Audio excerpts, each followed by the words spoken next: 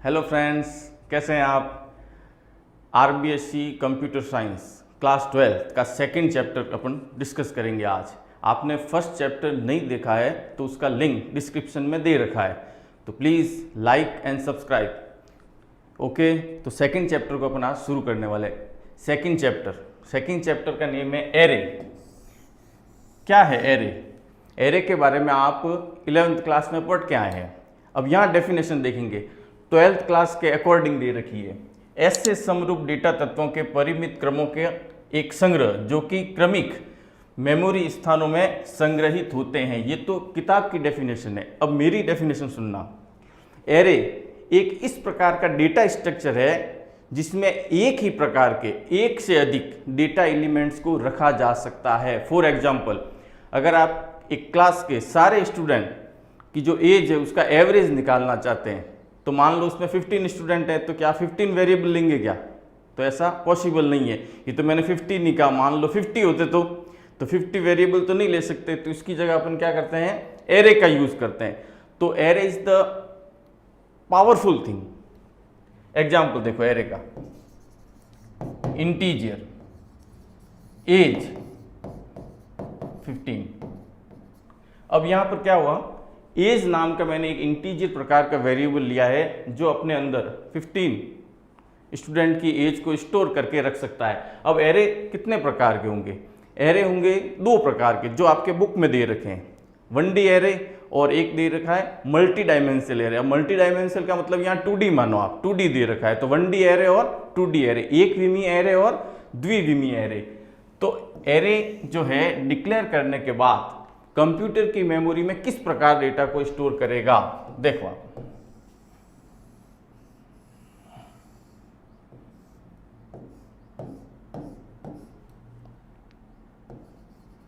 As 0 से लगाकर as 14, यानी एरे की इंडेक्स हमेशा कहां से शुरू होती है? 0 से। ये हमेशा ध्यान रखना, एरे की इंडेक्स कहां से शुरू होगी? 0 से।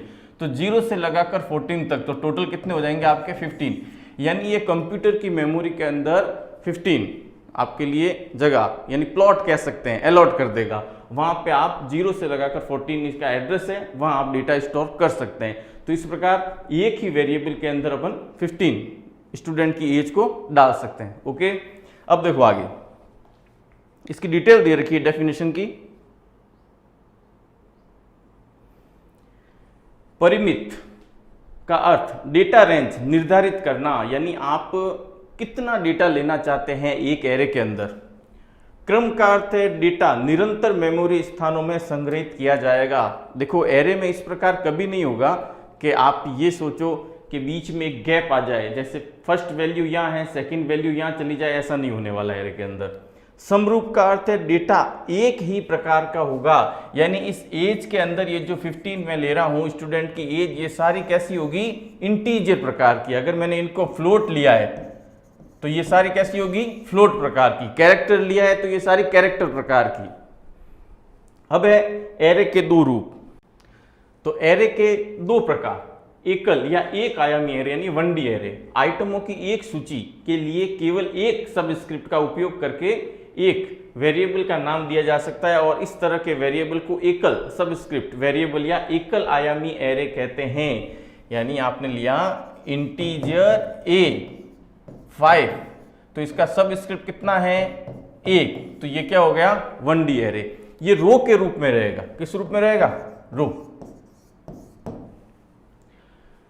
यहां दे रखा है एग्जाम्पल के अंदर बुक में भी, इसकी इंडेक्स 0 से शुरू हो रही है और लास्ट एलिमेंट जितना आप लेना चाहो उतना ले सकते हो। एक आयामी एरे की घोषणा यानी डिक्लेरेशन किसी भी अन्य वेरिएबल की तरह एरे को भी उपयोग से पहले डिक्लेयर किया जाना चाहिए ताकि कंपाइलर उनके लिए मेमोरी में स्पेस आवंटित कर सके। तो एरे को निम्न प्रकार डिक्लेयर किया जाता है। सबसे पहले टाइप यानी डेटा टाइप, एरे किस प्रकार का होगा, फिर वेरिएबल का नेम जो अपने लिया, ये डेटा टाइप हो गया, ये वेरिएबल का नेम हो गया, और साइज यहाँ अपन ने 5 ले लिए। तो ये कह सकते हैं एरे को इस प्रकार डिक्लेयर कर सकते हैं। ये उसका सिंटैक्स है। एग्जाम्पल दे रखे हैं कुछ,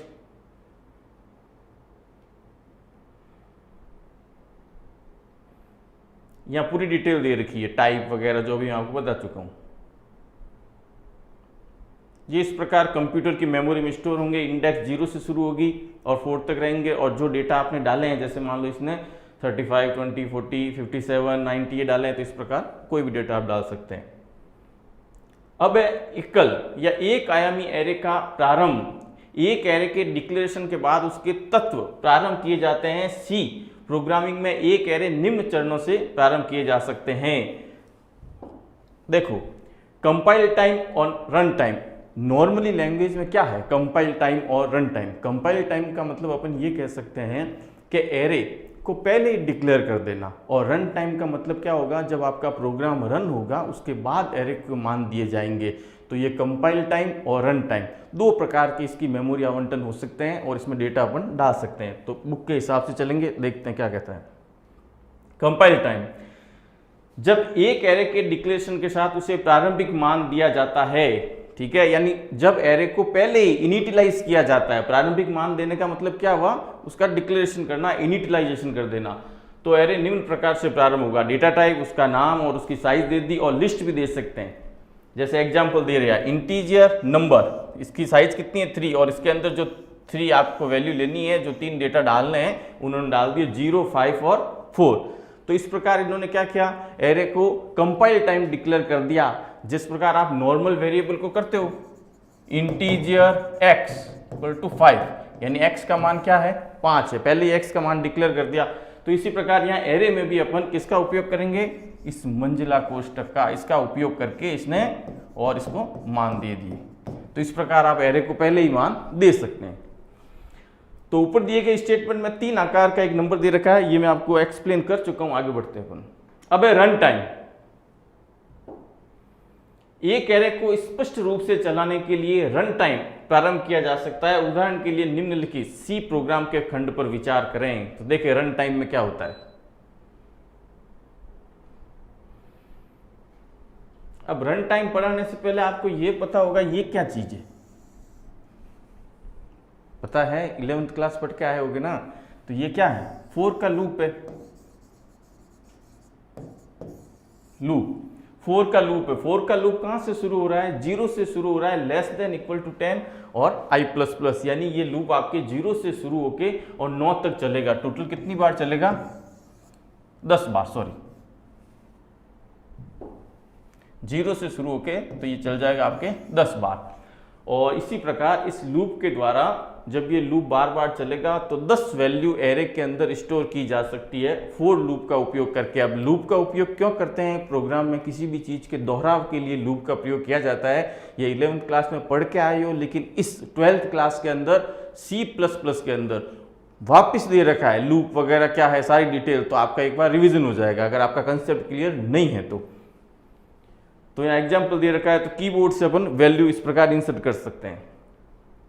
अब है एकल आयामी एरे को स्टोर और प्रिंट करना एक नॉर्मल प्रोग्राम है। एरे ले रखा है 5 का आई है, enter the 5 number two store them in array, और 4 का लूप चलाया है। 4 का लूप चलाने के बाद scan F modulus D % array आई, तो आई के लूप के द्वारा आपके 5 वैल्यू इसने इंसर्ट कर दी और इंसर्ट करने के बाद वापस इसको डिस्प्ले करवा रहा है। तो इस प्रकार एरे का यूज करके अपन रन टाइम के अंदर एरे में मान डाल सकते हैं, और इसके लिए लूप आपको लगाना पड़ेगा। इसका आउटपुट भी दे रखा है। अब आता है बहुआयामी एरे। देखो बहुआयामी यानी 2D भी हो सकता है, 3D भी हो सकता है, लेकिन जो आपके लिए है और जो आपके यूज में आने वाला है वो है 2D, ठीक है ना।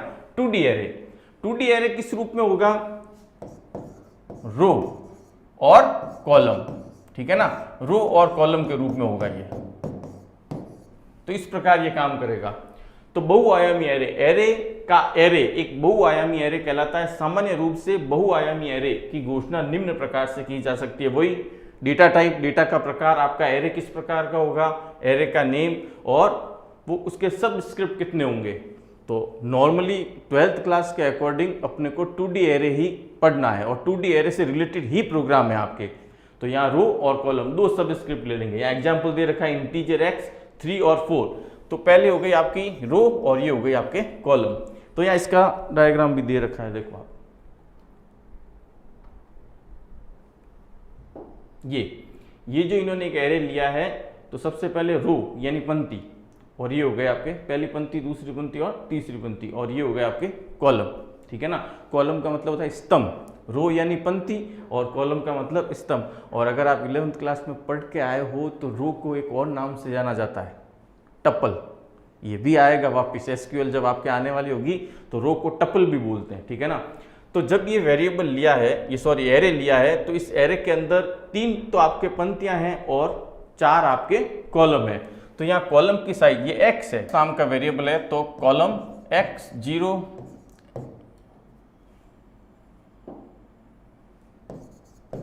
x0 x1 x2 और x3, यानी 0 से लगाकर 3, यानी टोटल कितने होंगे 4 हो गए आपके कॉलम। और ऐसे ही रो चलेगी x0 x1 और x2, ये हो गई आपके रो। तो रो और कॉलम के रूप में इस प्रकार डेटा रहता है। और इसका एड्रेस किस प्रकार से लिया जाएगा, जहां रो और कॉलम का कॉम्बिनेशन होता है वहां इसका अपन यूज ले सकते हैं। तो इस प्रकार इस एरे को अपन 2D एरे के अंदर मान डाले जाते हैं और मान रखे जाते हैं। 2D एरे का प्रारंभ एक आयामी एरे की तरह ही 2D एरे को भी 2 प्रकार यानी कंपाइल टाइम और रन टाइम से प्रारंभ किया जा सकता है। कंपाइल टाइम आप देख ही चुके हो, ये एक ले रखा है इन्होंने 2D एरे को, और 2 और 3 की इसकी साइज है और इसके अंदर मान डाल दिए। अब 2 और 3 की इसने साइज ले ली है और इसके अंदर मान डाल दिए, तो ये कंप्यूटर की मेमोरी में किस प्रकार जाएंगे, देखो ये इस प्रकार। ठीक है ना, यानी सबसे पहले रो से शुरू होगा। सपोज एक एग्जांपल करते हैं अपन, x इंटीजर x 3 की साइज ले रखी है मैंने। ठीक है, और उसके अंदर मैं मान लो मान डाल देता हूं 2 4 5 9, तो ये कंप्यूटर की मेमोरी में किस प्रकार जाएंगे, ये इस प्रकार जाएंगे।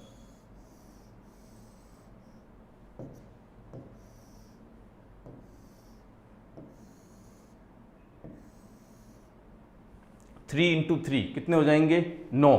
ठीक है ना, इन दोनों का जो मल्टीप्लिकेशन है उतनी एरे की साइज होगी, तो 9 हो जाएंगे। सबसे फर्स्ट 2 है, 2 4 5 9, बाकी सारे क्या होंगे आपके खाली रहेंगे। मैंने इस 2D एरे के अंदर 4 ही डेटा वैल्यू को इंसर्ट किया है, तो 4 वो कंप्यूटर की मेमोरी में इस प्रकार जाएगी। अब है रन टाइम, प्रारंभिकीकरण।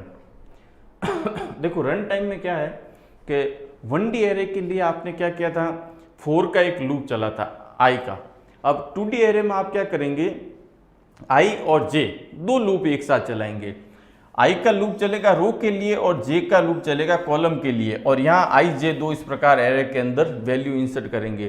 तो क्या होगा आपके कि 2D एरे के अंदर i और j का लूप का यूज करके और आप डेटा इंसर्ट कर सकते हैं। एक एरे को स्पष्ट रूप से चलाने के लिए रन टाइम आरंभ किया जा सकता है। 2 आयामी एरे को लूप स्ट्रक्चर की मदद से आरंभ कर सकते हैं। 2 लूप स्ट्रक्चर उपयोग में ली जाती है, जिसमें आउटर लूप पंक्ति के लिए एवं इनर लूप कॉलम के उपयोग में आती है। उदाहरण दे रखा है, एग्जाम्पल दे रखा है इस प्रकार आई और जे का। ये सारा आप पढ़ के आए हो 11th क्लास में, नया कुछ भी नहीं है। देखो कभी कभी आप 12th क्लास को जब पढ़ाना शुरू करते हैं ना, तो आपको लगता है कि ये सब अपन करके आए हम लोग, और अगर आपने 11th में आपका बेसिक ठीक है तो 12th में आपको इतनी ज़्यादा कोई दिक्कत आने वाली है नहीं। तो ये आपका एरे का जो टॉपिक था, तो एरे की डेफिनेशन हो गई। एरे के 2 टाइप हो गए, 1D एरे और 2D एरे या मल्टी डायमेंशनल एरे कह सकते हैं। और उसको किस प्रकार कंपाइल टाइम में डिक्लेयर किया जा सकता है, रन टाइम में किस प्रकार डिक्लेयर किया जा सकता है, तो ये सारी डिटेल अपन लोगों ने देख ली। आगे चलते हैं। अब 2D एरे का एक प्रोग्राम दे रखा है इन्होंने। इंटीजर एरे ले रखा है, 2D एरे, दोनों का मान करवा दिया। मान डालने के बाद काउंट नाम का एक वेरिएबल है, इसको इसके अंदर डिक्लेयर कर दिया। अब आउटपुट के अंदर ये 2D एरे में जो वैल्यू डाली थी वो आपको दिखाएगा।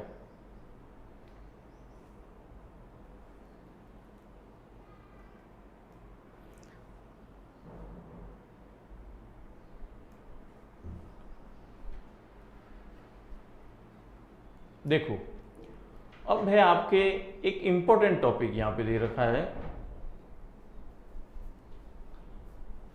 1D एरे में उसके एड्रेस का कैलकुलेशन करना, एड्रेस की गणना करना। एक्चुअली डेटा स्ट्रक्चर का मतलब यहाँ ये कह सकते हैं सिस्टम के अंदर वो डेटा आपका कहाँ पड़ा है उसको कैलकुलेट करना, उसके एड्रेस की गणना करना।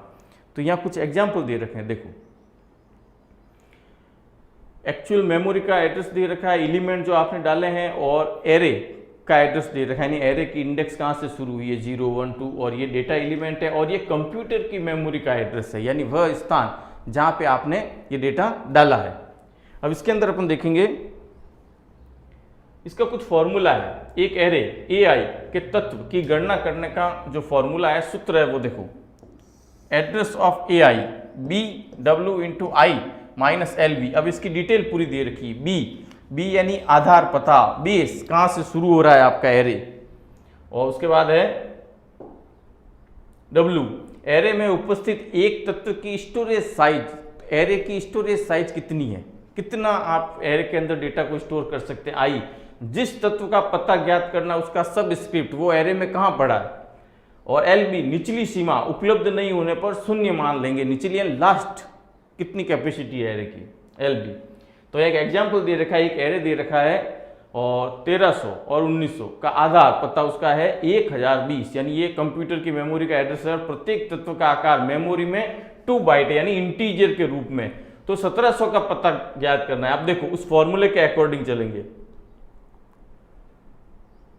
ये फॉर्मूला दे रखा है। अब यहाँ बेस पता ले लिया इसने, उसके बाद W ले लिया, और उसके बाद आपकी लास्ट साइज ले ली अंतिम, और उसके बाद लास्ट, और उसके बाद फॉर्मूले को सॉल्व करने के बाद ये आपका आंसर आ गया।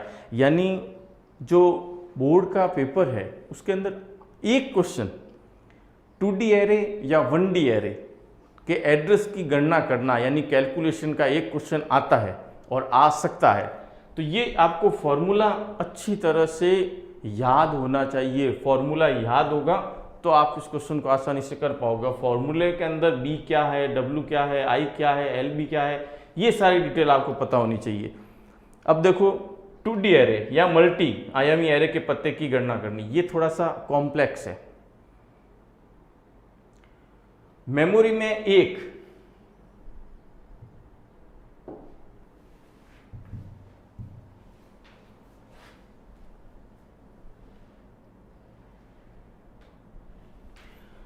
मेमोरी में एक 2D एरे के तत्वों को संग्रह करते समय इन्हें क्रमिक मेमोरी लोकेशन आवंटित किए जाते हैं। इसलिए इनके भंडारण को सक्षम करने के लिए 2D एरे को लीनियराइज करते हैं। लीनियराइज करने के 2 तरीके होते हैं, रो मेजर और कॉलम मेजर। देखो 2D एरे के अंदर जब डेटा डाला जाता है तो इसको डेटा को डालते समय डेटा आपका एक लाइन में रहेगा, या तो वो रो वाइज रहेगा या वो कॉलम वाइज रहेगा। तो यहाँ भी क्या होगा, 2D एरे के पते की गणना करने के लिए, यानी उसके एड्रेस का कैलकुलेशन करने के लिए 2 तरीके दे रखे हैं, 2 अलग अलग प्रकार के फॉर्मूले दे रखे हैं। एक तो रो मेजर पे और एक है कॉलम मेजर पे। देखते हैं।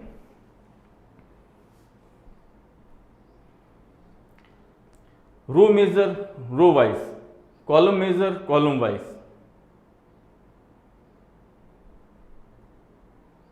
अब यहाँ एक एग्जांपल दे रखा है, देखो रो मेजर सिस्टम और column major system. Row major में देखो आप, रो मेजर का ये फॉर्मूला है BW × N I LR + J LC। अब इसकी डिटेल पूरी दे रखी है। और इसी प्रकार कॉलम का भी ये फॉर्मूला दे रखा है, B आधार पता, I जिस तत्व का पता ज्ञात करना है उस पंक्ति का सबस्क्रिप्ट, J जिस तत्व का पता ज्ञात करना है उसका स्तंभ सबस्क्रिप्ट, यानी उसके कॉलम का सबस्क्रिप्ट क्या है। और एरे में उपस्थित एक तत्व की storage size, total storage size कितनी है एरे की। फिर है पंक्ति की निचली सीमा, उपलब्ध नहीं होने पर वही 0 लेंगे, बिल्कुल वैसा ही है। LC स्तंभ की यानी कॉलम की निचली सीमा अगर नहीं है आपके सामने तो आप उसको भी 0 लेंगे। और मैट्रिक्स में पंक्तियों की संख्या। अब यहाँ एक टॉपिक आता है मैट्रिक्स। मैट्रिक्स क्या है, 2D एरे का जो कैलकुलेशन होता है, या 2D एरे को मैट्रिक्स भी बोलते हैं, ठीक है ना। मैट्रिक्स इसलिए बोलते हैं क्योंकि वो रो और कॉलम का कॉम्बिनेशन होता है, तो उसको मैट्रिक्स बोलते हैं। अब n मैट्रिक्स में स्तंभों की संख्या, एक मैट्रिक्स के अंदर कितने पंक्तियां होंगी, n का मतलब, और n का मतलब हो गया एक मैट्रिक्स में कितने कॉलम होंगे, तो रो और कॉलम दोनों हो जाएंगे। नॉट एक मैट्रिक्स में आमतौर पर पंक्तियों और स्तंभों की संख्या इस तरह, A 20, 30 या 40, 60 दी जाती है। LR, UB, LC, UC के रूप में दिया जा सकता है। तो पंक्तियों को स्तंभों की संख्या निम्नलिखित तरीकों का उपयोग करके अपन कैलकुलेशन कर सकते हैं। अब आपको पंक्तियों की संख्या ज्ञात करनी है तो UR माइनस LR प्लस 1 ये फॉर्मूला, और स्तंभों की संख्या UC माइनस LC प्लस 1 ये स्तंभों की संख्या ज्ञात करने का है। एवं अन्य प्रक्रिया भी दे रखी है। एक एग्जाम्पल देखते हैं, एग्जाम्पल से आपको पता चलेगा। यहाँ दे रखा है -15, 10 और 15 और 40, जिसमें 1 बाइट स्टोरेज की आवश्यकता है। अगर शुरुआत 1500 से है तो लोकेशन 15 और 20 x का जो आपके 2D एरे उसकी ज्ञात करनी है। अब यहाँ एक आपको दे रखा है बाइट में स्टोरेज की आवश्यकता है 1 बाइट। 1 बाइट का मतलब क्या हुआ, ये किस प्रकार का डेटा है इसके अंदर, ये जो एरे का डिक्लेरेशन हो रखा है वो किस प्रकार का है। तो 1 का मतलब हो गया ये कैरेक्टर प्रकार का है, सीधा सा हो गया। तो इसी फॉर्मूले से देखो इन्होंने निकाला है UR minus LR plus 1, 10 minus दे रखा है 10 माइनस -15 प्लस 1, तो ये आपके आ गई ये संख्या 26, ठीक है ना। तो ये संख्या किसकी आई है, ये फॉर्मूला कौन सा ऊपर, तो ये आ गई पंक्तियों की संख्या, ठीक है। और इसी प्रकार नीचे चलेंगे, देखते हैं कॉलम की संख्या। ये कॉलम की संख्या UC minus LC plus 1, 40 minus 15 plus 1 यानी 26। तो उपरोक्त की कॉलम मेजर गणना। अब यहाँ दिए गए जो सारा डेटा अपने पास आ गया है, बेसिक पता, मेमोरी में साइज, लास्ट, फर्स्ट, LR और LC और M, तो उसके अकॉर्डिंग अब उस फॉर्मूले के अंदर सारे मान डालने के बाद हम इसको सॉल्व कर सकते हैं। ये फॉर्मूला दे रखा है, ये फॉर्मूले देने के बाद सारे मान ऊपर से इसमें डाल दिए और डालने के बाद कैलकुलेशन करने पर ये आपका आंसर आ गया। आपको क्या है 2D एरे और 1D एरे, इसका जो फॉर्मूला है ये फॉर्मूला आपको याद होना चाहिए। एग्जाम में क्या होता है कि 2D एरे इतना डीपली शायद चांस कम है, लेकिन वो आपसे ये जरूर पूछते हैं कि 2D एरे के पते की गणना करने के फॉर्मूला बताइए, उसकी डिटेल बताइए, या 1D की डिटेल बताइए। तो ये आपको पता होना चाहिए, B क्या है, W क्या है, I क्या है, J क्या, ये सारी चीज़ें पता होनी चाहिए। अब ये देखो, ये तो था आपके कॉलम मेजर, अब है रो मेजर के आधार पर। रो मेजर में रो की गणना निकालनी है और रो मेजर का जो फॉर्मूला है उस फॉर्मूले को लिखने के बाद रो मेजर के अकॉर्डिंग इन्होंने इसकी कैलकुलेशन दे रखी है। अब है एरे पर बुनियादी ऑपरेशन, क्या क्या कर सकते हैं एरे के ऊपर बुनियादी ऑपरेशन। फर्स्ट चैप्टर में अपन ने पढ़ा था कि डेटा स्ट्रक्चर में क्या क्या कर सकते हैं बुनियादी ऑपरेशन, या क्या क्या होता है, तो वैसे ही एरे के ऊपर क्या क्या कर सकते हैं। देखो मेरे ख्याल से आपका जो प्रैक्टिकल का पेपर जो होगा ना, या जो प्रैक्टिकल बोर्ड का होता है, उसमें C हो या C++ हो, सब में एक चीज कॉमन आती है, एरे से related program. Array is the most important topic, ठीक है ना। अब एरे से रिलेटेड क्या होगी, एरे की ट्रेवल्सिंग, एक डेटा स्ट्रक्चर में मौजूद सभी डेटा तत्वों का प्रसंस्करण, फिर है एरे के अंदर इंसर्शन, नई वैल्यू को इंसर्ट करना, डिलीशन का अर्थ हो गया एरे स्ट्रक्चर के अंदर जो डेटा डाले हुए हैं, एरे के एलिमेंट हैं उनको हटाना, वो आपके हो गया डिलीशन। सर्च, एक डेटा स्ट्रक्चर में निर्दिष्ट डेटा तत्व को खोजने को सर्च कहते हैं। सर्चिंग दो प्रकार की है, बाइनरी सर्च और लीनियर सर्च। उसके बाद सर्चिंग के बाद आ गया अपडेट। ये टॉपिक देखो, अपडेट क्या है कि आप किसी एरे के अंदर 5 एलिमेंट है, उस 5 एलिमेंट में से किसी एक एलिमेंट को हटाकर आप दूसरा एलिमेंट डालना चाहते हैं, तो ये कहते हैं एरे को अपडेट करना। अपडेट के बाद है ट्रेवल्सिंग की डिटेल दे रखी है। अब ट्रेवल्सिंग का मतलब एक एरे स्ट्रक्चर को अपन किस प्रकार चलाएंगे, तो ये उसका फ्लो चार्ट दे रखा है, सॉरी एल्गोरिदम दे रखा है। एरे को इंसर्ट करने का भी इन्होंने दे रखा है। अब है एरे के अंदर सर्चिंग, सर्च, एक डेटा स्ट्रक्चर में निर्दिष्ट डेटा तत्व को खोजने को सर्च कहते हैं। लीनियर सर्च में दो प्रकार की होती है, ठीक है, लीनियर एरे में दो प्रकार की होती है, लीनियर सर्च और बाइनरी सर्च। अब इसको मैं एक बार मेरी लैंग्वेज में एक्सप्लेन कर देता हूँ। लीनियर सर्च नाम से पता चल जाता है, जब डेटा तत्वों की आपके संख्या कम होती है तो लीनियर सर्च का उपयोग किया जाता है, और इसमें अपन आसानी से एक एक करके तत्वों को चेक करता है। जहाँ इसको डेटा एलिमेंट मिल जाता है वहाँ अपने को ये बता देता है। और बाइनरी सर्च का यूज़ अपन वहाँ करते हैं जहाँ डेटा एलिमेंट्स की संख्या बहुत ज़्यादा होती है, और बाइनरी सर्च से पहले डेटा एलिमेंट्स की जो लिस्ट है, एरे के तत्वों की जो लिस्ट है, पहले उसकी सॉर्टिंग होती है। सॉर्टिंग होने के बाद जिस एलिमेंट को हम ढूंढ रहे हैं वो ये पता करता है बीच वाले तत्व को लेके कि वो उस तत्व से बड़ा है या उससे छोटा है। अगर बड़ा है तो दाएं भाग में और छोटा है तो बाएं भाग में। तो इस प्रकार जहाँ डेटा एलिमेंट्स की संख्या ज़्यादा होती है वहाँ पर इसका उपयोग किया जाता है। ओके, अब देखो बुक की लैंग्वेज क्या कहती है, लीनियर सर्च। ये थ्योरी के अंदर क्वेश्चन आता है, लीनियर सर्च और बाइनरी सर्च में डिफरेंस बताओ।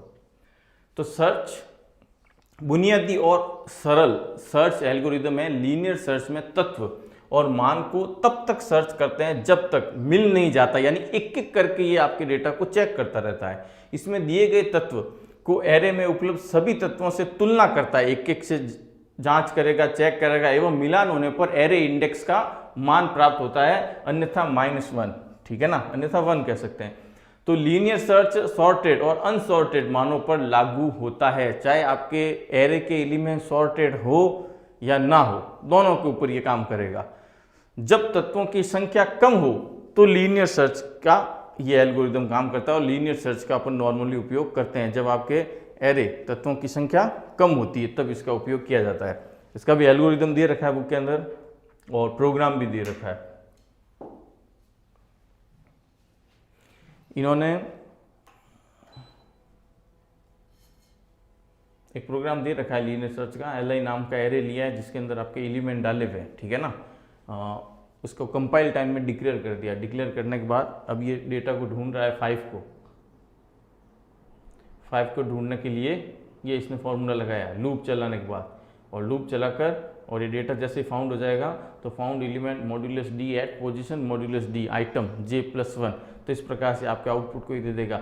एक्चुअली ये जो बुक के अंदर प्रोग्राम जो दे रखे हैं ये बिल्कुल नॉर्मल सीधे प्रोग्राम है, इससे भी छोटे और सरल और आसानी से समझ में आने वाले प्रोग्राम भी उपलब्ध हैं। इसमें जितना मॉडिफाई किया हुआ है या जितना बताया उससे भी कम में हो सकता है, तो हम आपको वो उपलब्ध करवाएंगे। अब आता है बाइनरी सर्च। डिफरेंस पूछा जाता है लीनियर और बाइनरी में। देखो बाइनरी सर्च सॉर्टेड एरे या लिस्ट पर लागू किया जाता है। पहला डिफरेंस है सॉर्टेड लिस्ट पर, ठीक है ना। वो क्या था, अनसॉर्टेड और सॉर्टेड सब पे लागू होता है। और ये इसमें डेटा कैसा होना चाहिए, एरे एलिमेंट सॉर्टेड होना चाहिए। अब सॉर्टिंग तो सबको पता है ना, A to Z, Z to A, ascending descending sorting होती है। सर्वप्रथम हम दिए गए तत्व की एरे के बीच के तत्व से तुलना करते हैं। जो एरे दे रखा है उसके बीच में जो एलिमेंट है, ठीक है, उससे तुलना करते हैं। यदि तत्व के मान का मिलान हो जाता है तो एरे का इंडेक्स मान रिटर्न करता है। यदि तत्व का मान कम है तो निचले आधे हिस्से से होगा, अन्यथा ऊपरी आधे हिस्से से होगा। तो बाइनरी सर्च का उपयोग तत्वों की संख्या अधिक होने पर किया जाता है। तो ये बाइनरी सर्च है। एग्जाम्पल करते हैं अपन बाइनरी सर्च का छोटा सा। देखो इंटीजर x एक एरे है 10 का, 1, 5, 9,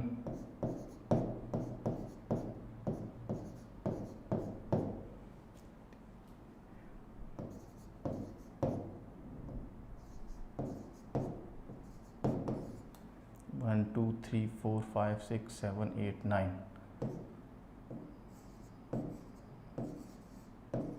ये इसके अंदर 10 वैल्यू इंसर्ट करनी है, और करने के बाद अपन डेटा जो सर्च कर रहे हैं, सपोज करो मैं जो डेटा सर्च कर रहा हूँ वो डेटा आपका है 49।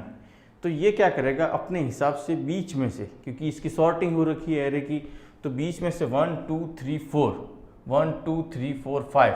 तो सपोज करो इसमें 10 है, इसने 14 को बीच में से इंडेक्स किया।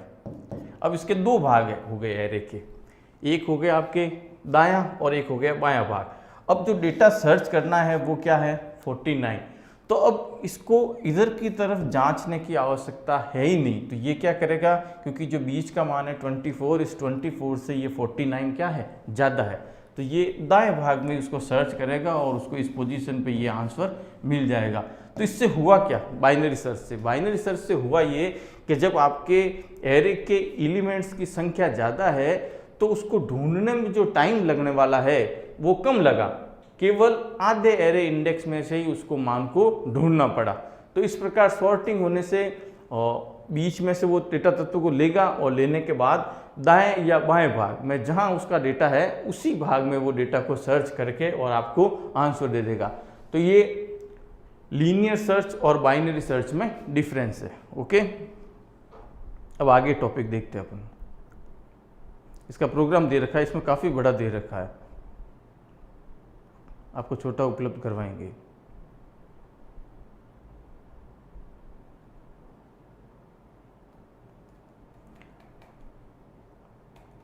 अपडेट का एक प्रोग्राम दे रखा है, नॉर्मल अपडेट।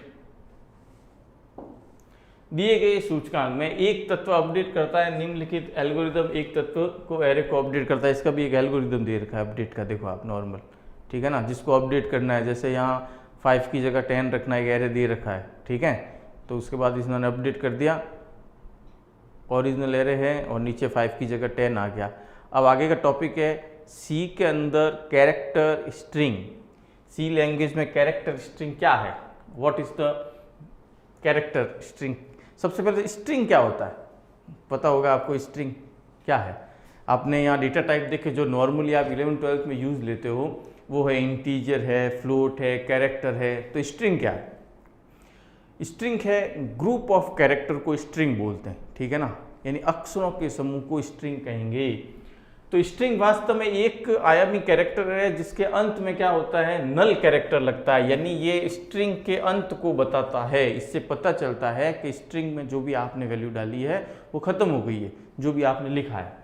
निम्नलिखित डिक्लेरेशन और इनिशियलाइजेशन हेलो शब्द से बनी स्ट्रिंग क्रिएट करता है और एरे के अंत में नल कैरेक्टर जोड़ने के लिए कैरेक्टर स्ट्रिंग की लंबाई हेलो शब्द में कुल अक्षरों की संख्या से एक अधिक रखता है। जैसे कैरेक्टर ग्रीटिंग नाम का एक इन्होंने एरे लिया है जिसकी साइज क्या है 6, इसके अंदर हेलो डाला है। अब इस हेलो के अंत में क्या हुआ, ऑटोमेटिकली आप नहीं डालोगे लेकिन ये अंत को दिखाने के लिए नल इसके साथ लग जाएगा।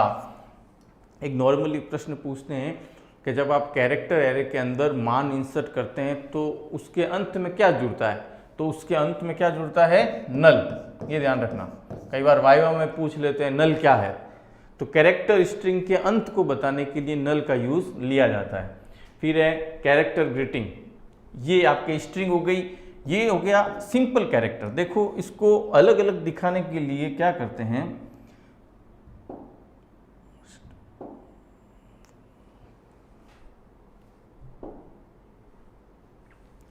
ये जब सिंगल कोटेशन से बंद है HE, ठीक है, LLO, तो जब ये सिंगल कोटेशन से बंद है तब तक तो ये क्या है, कैरेक्टर, यानी ये एक एक वैल्यू को ले रहा है, ठीक है ना।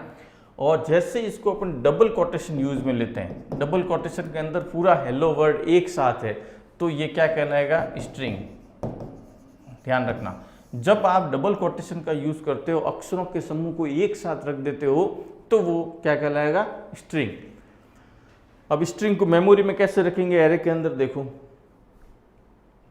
ये 6 की साइज थी ऊपर वाले एरे की, तो एरे की इंडेक्स 0 से शुरू होकर 5 तक रही और 5 तक रहने के बाद में HELLO और अंत में ऑटोमेटिक क्या लग गया, नल। अगर आप नल नहीं लेते हो तो भी नल ही जाएगा। अगर आपने इस एरे की साइज 5 भी ली होती और हेलो लिखते तो HELL ही जाता, O की जगह नल आता, ठीक है ना। तो ये कंप्यूटर के मेमोरी के एड्रेस के स्थान है, ये किस प्रकार मेमोरी में कहाँ एड्रेस पे सेव हुए हैं। अब देखो एक बात देखोगे आप, एड्रेस के 51 है, 52 है, 53 है, ये कंटिन्यू क्यों है, ये कंटिन्यू इसलिए है क्योंकि ये कैरेक्टर है। कैरेक्टर की कंप्यूटर की मेमोरी में साइज कितनी होती है, 1, ठीक है, 1 बाइट। अगर ये इंटीजर होते तो इसकी साइज होती 2 बाइट, तो ये दो के गैप से आता, ठीक है ना। या 51 के बाद 53 होता।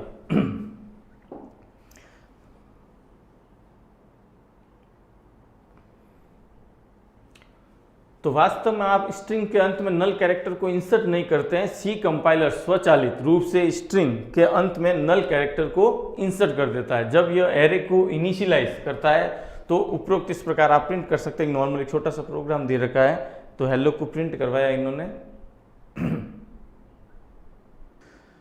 तो स्ट्रिंग के फंक्शन, इस टॉपिक को अपन नेक्स्ट वीडियो में क्लियर करेंगे। तो आपको ये वीडियो कैसा लगा, समझ में आया, आपके कोई क्वेश्चन है, अगर आप इम्पोर्टेंट क्वेश्चन के बारे में जानना चाहते हैं तो प्लीज़ कमेंट बॉक्स में लिखें, वीडियो को लाइक करें, अपने फ्रेंड्स को आगे शेयर करें। और आपको लगता है कि हमें और भी इससे रिलेटेड कुछ जानकारी चाहिए या स्पेशल कोई टॉपिक है इस जो मैंने अभी तक पढ़ाया है, तो आप उसको कमेंट बॉक्स में कोई भी क्वेश्चन कर सकते हैं, पूछ सकते हैं। और अपने फ्रेंड्स को आगे शेयर ज़रूर करें, लाइक करें। और इसके आगे का जो पार्ट है सेकंड चैप्टर का, उसको अपन नेक्स्ट वीडियो में डिस्कस करेंगे। Okay, thanks.